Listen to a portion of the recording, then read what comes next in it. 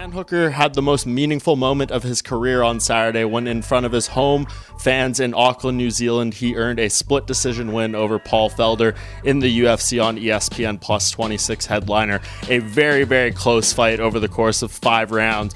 Definitely can see an argument for Felder winning this matchup, but ultimately the judges see it in favor of Hooker, and he now improves to 7-1 since moving up to the lightweight division, a little less than 3 years ago, his only blemish in the weight class being against Edson Barboza, but definitely coming along with his skill set. After the fight, Hooker calls out Justin Gaethje for a matchup. Very respectable considering the brawl he had just been through to want to go through a fight like that against Gaethje. However, I ultimately do not see that fight coming to fruition. I don't think on Gaethje's side that makes all the sense in the world. Definitely for Hooker, and trying to look up in the 155-pound rankings, that request is the way to go, but I just don't think that matchup is going to come to fruition for him. But there is still a lot of interesting fights in the weight class. Lightweight, one of the deepest divisions in the sport, and there's a lot of fun fights on the horizon for someone like Hooker. If there is one fight that I think would make the most sense for him, it would be the winner of another upcoming key lightweight main event, and that would be between Kevin Lee and Charles Oliveira,